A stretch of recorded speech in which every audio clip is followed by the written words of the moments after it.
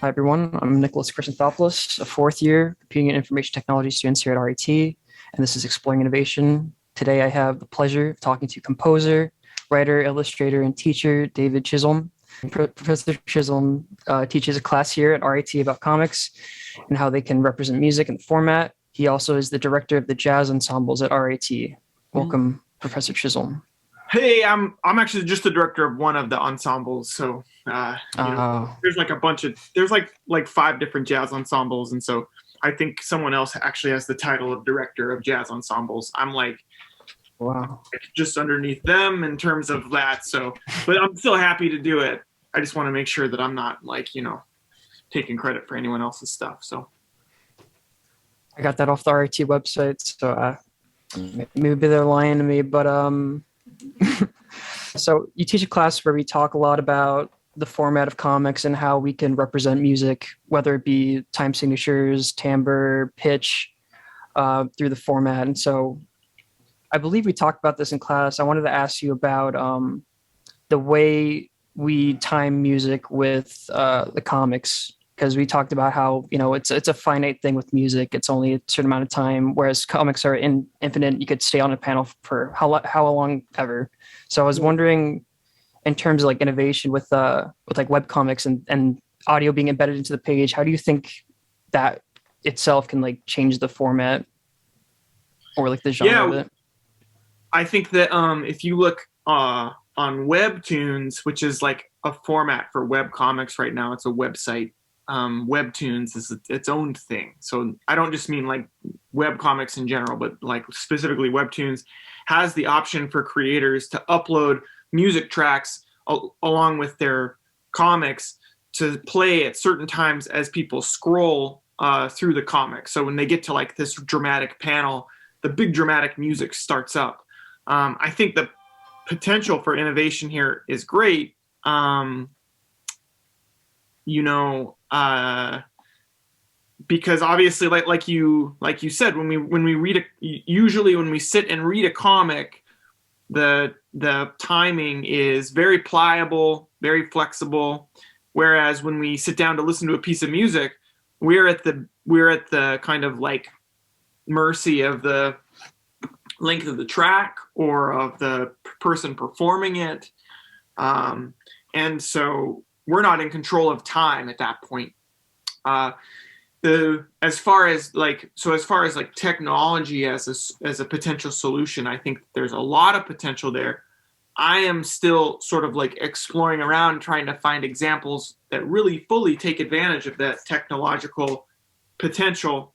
I'm not sure that any of the webtoons are really like hitting it out of the park yet, mainly in terms of the music creation that they bring to the table. Mhm.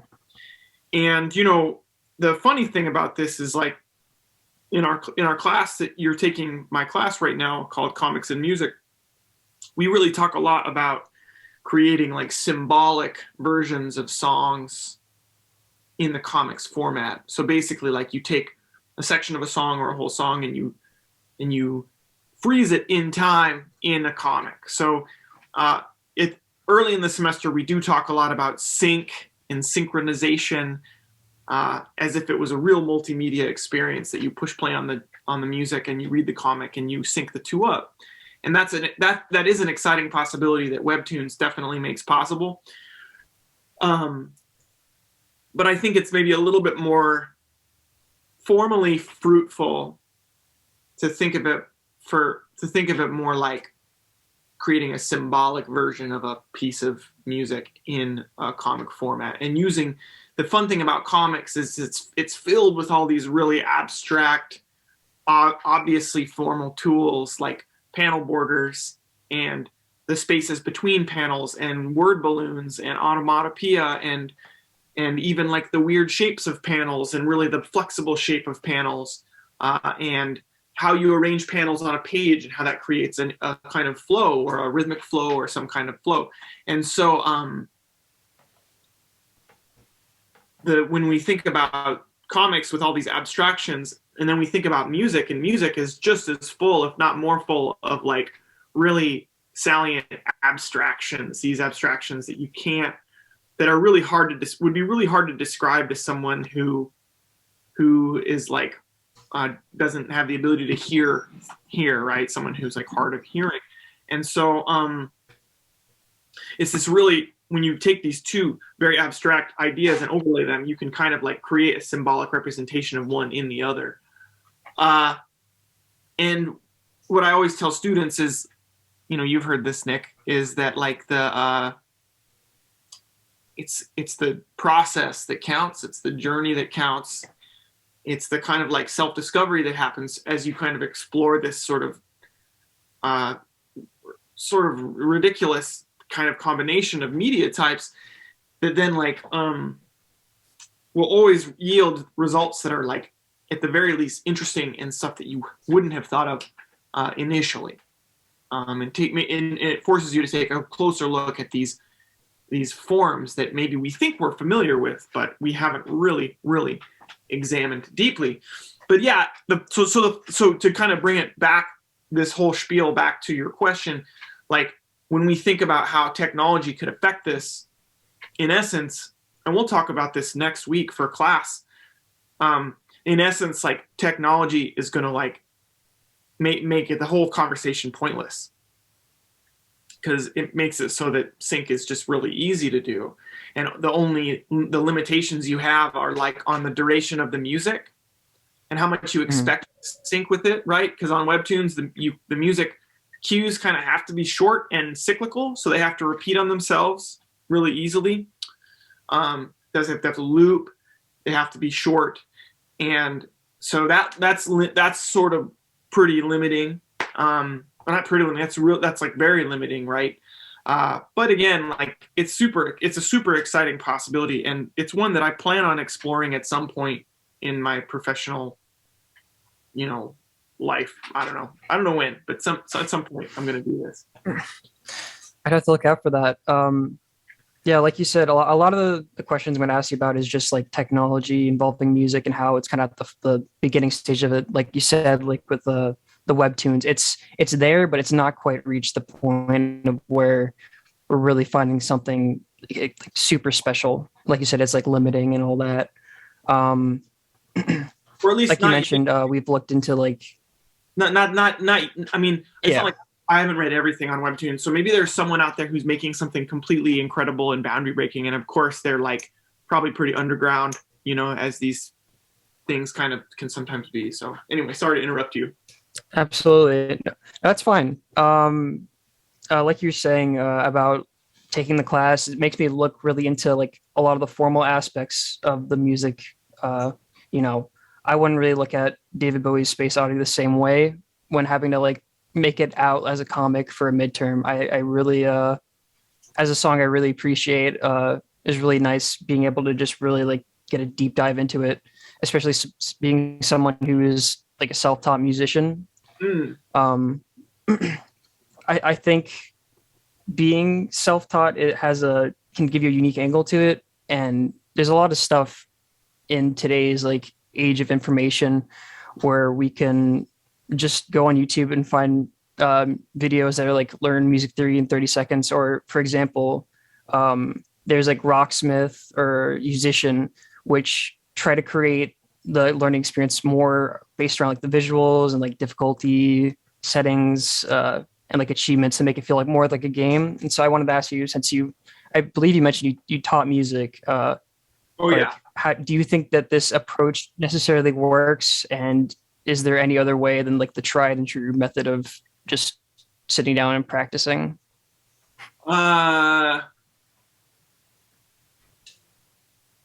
You know, I think that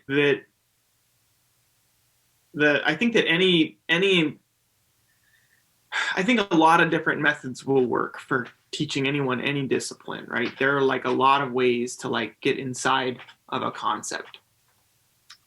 Especially a concept, especially something like music. So music is like this multi-dimensional, hyper-dimensional object. If you think about it, music is a sound. You interface with verse as a sound, and then you almost immediately interact with it. So the next step would be like dancing along, clapping along, playing along, singing along, tapping your foot. This is like a physical interaction with it. So there's like a kinesthetic area there. And it's also something that's really strongly visual because we have music notation. And if you're a guitar player, you know the fretboard is a visual tool. You know that a keyboard is like a visual tool. And any instrument has like, most instruments have a visual component to them. And then the last one is like imagination, right? And this is where you interface with music in a way that has nothing, that has no sound at all. It's just in your head, right? And so when we think about all of these ways we can interface with music, each one of these is going to be advantageous for different students, right? And every student is going to have to encounter all of these at some point, or like most students are going to encounter all of these in one way or another at some point.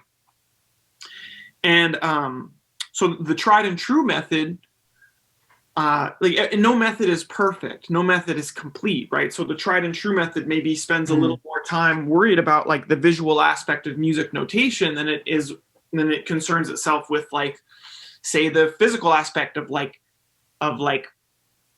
the feeling of it all, or maybe it's less concerned with like learning stuff by ear, and it's more concerned with learning stuff by like looking at the music and stuff like that. Or there are plenty of styles of music that have non-notated rhythmic elements. So when we think of like music from Black America, like jazz music or rhythm and blues or soul music, there are rhythmic elements that when you see the music written out aren't communicated in the notation, right? So there's been a lot of discourse in music theory circles that music notation is colonialist and racist, which is really interesting. And I suppose in that specific sense, like, I understand the argument, but at the same time, the tried and true method, we can like address that about it and still use it because it's effective at communicating what it does communicate, and what it needs to be is added to, right? So we add pieces of like other types of like interfacing with music to this like core way of this core like tried and true way of interfacing. And it's the same like it's the same with art, it's the same with like maybe art is the wrong word. Maybe like illustration would be a better term, right? Something that's less driven by expression and more driven by like effective communication of a specific idea. And so you don't need, there is like a tried and true way of studying this stuff, and that you can get to learn quite a bit without going down that path. Just like with music, there's a tried and true way that like music has been taught for like hundreds of years. And you look at someone like Tom York from Radiohead, and he's never taken music lessons, and he doesn't read music, and he writes really sophisticated, very heady, sophisticated music, the kind of stuff that you would expect someone who's like a music school kid to write. So in terms of like, are those technologies effective? Sure. If they are, like, if a gamification of music education, if you have a student who already has like a preset kind of habit with that kind of game interface, then totally, it can be really, really useful. For another student, they might just get really impatient with it and then just want to throw their computer out the window. For another student, they might, learn better by hearing something first, and maybe hearing a lecture about it first.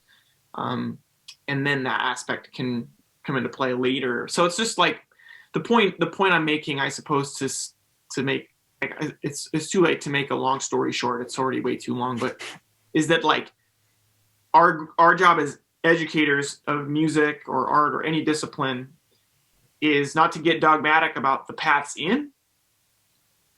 It's to open as many paths in as possible. We want as many people to have inroads into learning about a subject, into learning about a discipline, and to not say like, well, my way is cool and your way sucks. my way is good, this way is terrible, this way is good, this way is terrible. Like any way it can be effective at getting someone's feet in the door, get them in the doorway. And then once they're in the door, there's like any number of ways that they can explore. And then the job of a teacher is to make sure that your students are really exploring a wide variety of ways of interfacing with it. Are they doing improvisation? Are they learning, music theory? Are they learning counterpoint? Are they learning how to like transcribe music by ear onto like notation?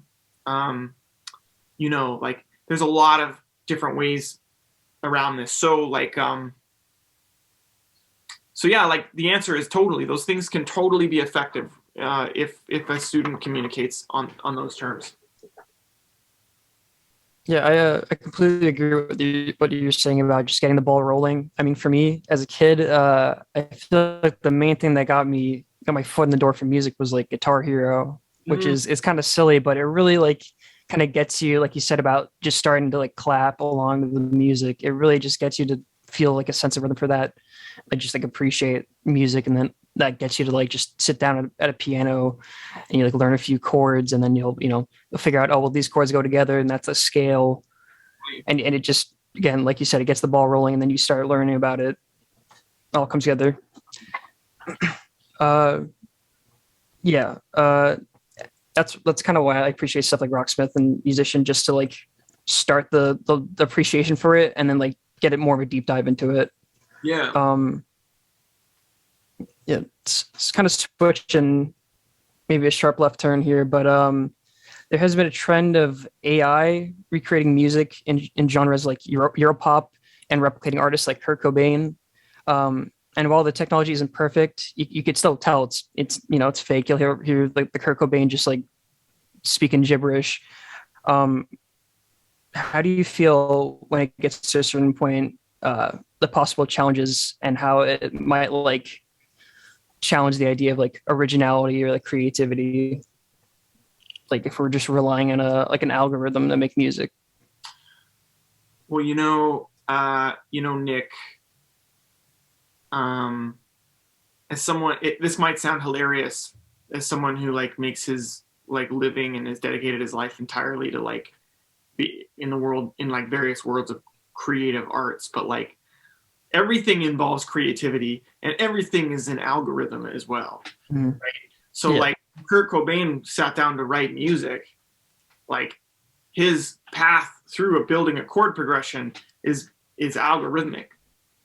When J.S. Bach sat down to write music, it unfolds with the logic and internal gravity and logic of like algorithmic kind of thinking. And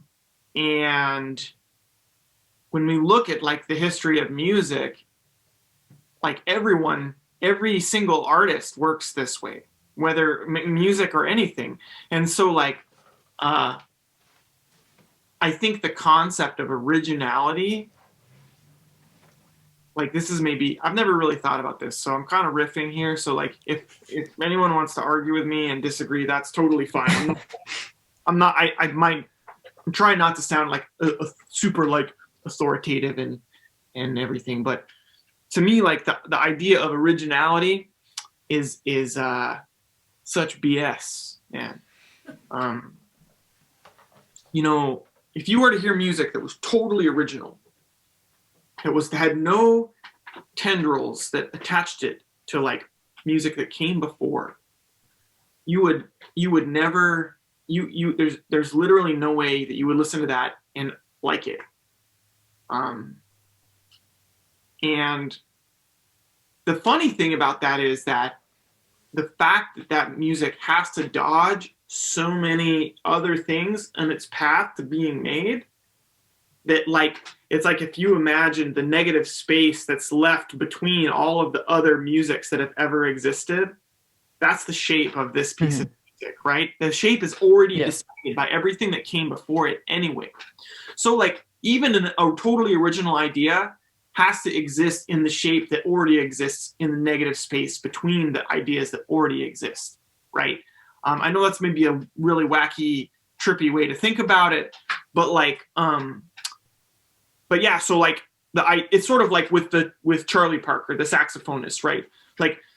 Like for someone in jazz music after Charlie Parker to avoid his influence is itself his influence, because in order to avoid his influence, you have to know what he did and then consciously avoid it. And that's him still making your path for you by saying like, here's what I would do, and you can't do that. And you're like, oh, that's stuff that's off limits then. And so like in a way, not in a way, I mean, I think originality is like impossible. I think if we look at musicians from like hundreds of years ago, like, you know, the medieval and Renaissance musicians, and probably even all the way through like until like probably Beethoven, honestly, I don't think originality was a concern. I don't think personal expression was even much of a concern for those musicians. I think they had a different kind of set of ideas that they were trying to get out there. It's really interesting to think about. And so like, you know, whether you're telling stories or, you know, making comics or making music or painting a picture, I think that the quest for originality is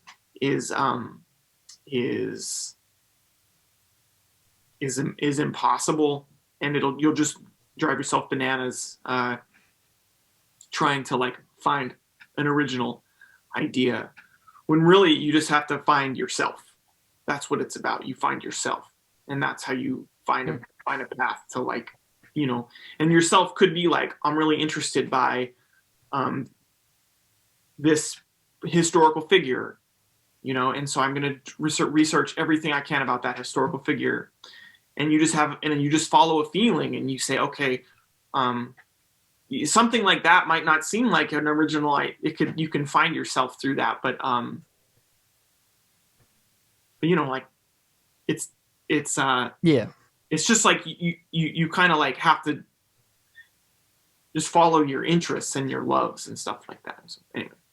Absolutely. No, I love that answer, because I feel like a lot of arguments against AI music is that it's not very original because it's inspired by something else. But like you said, everything has their inspiration. There's always going to be the roots in music, and like you said, with style, you just have to look for that. I think one of my favorite like artists ever is Keith Emerson, and you know his style is very much like involving classical stuff, like just Bach. He'll just throw in Bach in one of his solos, but it's very unique to him because he's utilizing like the synth and like the Hammond organ, and it's just very him. So I 100% agree with you on that. Right on, man. Speaking of, sorry, I'm playing the questions. Just speaking of quick replicating, Scott. He can edit this out. I just want to give you a sense. There's 5 minutes left. Just want to make sure. Okay, should I wrap it up now? I think just be mindful of the time. That's all. I'll try to be quick if you ask me. So I hope this one isn't too heavy. But in this class, we talked about a perspective on what innovation is to us and how we define it. And so I said my definition of innovation is to use prior knowledge and experience to predict and overcome the problems of the future. And I think with art in general, a lot of the art you make is built upon just like all the experiences you have, and it involves the problems you see in the future or present. But I was wondering how you think about innovation when writing, composing, or illustrating your work. It's a big question, I know. I'm sorry. I don't know, man. I don't know. I think similarly. I probably if you twist my arm, maybe if I had like a little more time to think about it, I might have a different answer. But my gut reaction is that like innovation to everyone on the outside looks like a sudden lightning bolt that hits someone in the head, and it's like. But in reality, innovation is a process, and is the result of a process, and it's a like integrity of process, and with an end goal that's not innovation, right? Your goal shouldn't be like, well, I'm going to innovate today. Like your goal is like, here's my problem and I'm going to find a solution for it. And then, you know, you don't settle for the first solution. You maybe like continue to like toss it around and sort of like experiment around with stuff. And it can be a long process. And, you know, but it still feels a little bit like it's, to me, it's not necessarily something that you wake up and like if your goal is innovation, then I think you're probably not going to succeed. Just like if your goal is originality, you're probably not going to succeed. However, if your goal is problem solving, then that's where you'll find innovation. So anyway, yeah. All right. So I want to thank you for taking your time, sitting down, having this discussion. We didn't get to go through all the questions. I was maybe going to ask you about hologram celebrities coming back from the dead and Fortnite concerts. But I really appreciate the answers I got for, Rocksmiths and, finding your style and all that. Good on, Nick. Thank you. I hope this conversation piques someone's interest in all this stuff, maybe picking up an instrument, just learning. But yeah. That's right. I just, just think about like, whenever I see some tragedy on the news about some like, young man that like takes a gun and like shoots a bunch of people, I just think to myself, like, I wish someone would have given this kid a bass at some point,